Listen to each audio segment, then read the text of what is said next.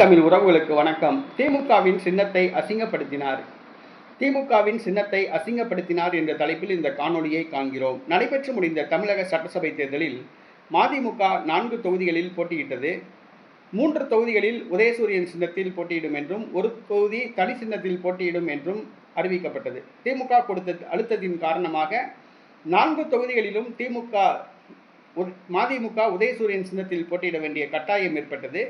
4 போட்டியிட்டு 2 தொகுதிகளில் மதிமுக வெற்றி பெற்றுள்ளது. தற்பொழுது துரை வைகோ அவர்கள் திமுக கூட்டணியிலிருந்து வெளியேறி தமிழக வெற்றி கழக கூட்டணியில் இணைய வேண்டும் என விரும்புகிறார். தற்பொழுது திமுகவின் சின்னமான உதயசூரியனில் தங்களது கட்சி வேட்பாளர்கள் போட்டியிட்டது அவமானம் என்று கூறியுள்ளார். உதயசூரியனில் போட்டியிட்டது மிகப்பெரிய அவமானம் என்று தெரிவித்துள்ளார். நிறைய பேர் உதயசூரியனில் போட்டியிட்டு தான் ஜெயிச்சு சட்டமன்ற உறுப்பினர் ஆகிறாங்க. ஏன்னா சுயேட்சை சின்னத்தில் போட்டியிட்டால் மக்களுக்கு தெரியாது, ஜெயிக்க முடியாது அப்படின்ட்டு.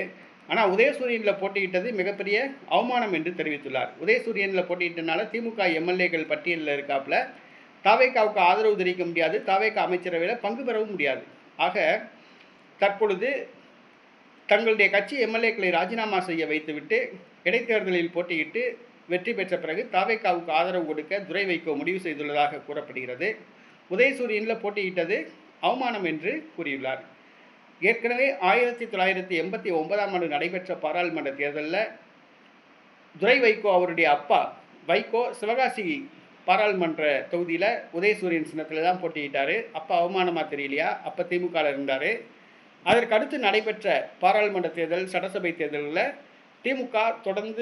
மதிமுக தொடர்ந்து திமுகவின் சின்னமான உதயசூரியனில் தான் போட்டியிட்டு ஜெயிச்சிச்சு. குறிப்பாக கணேசமூர்த்தி எம்பி ஆனார். அப்பம்லாம் அவமானமாக தெரியலையா? இப்போ மட்டும் அவமானமாக தெரியுதா?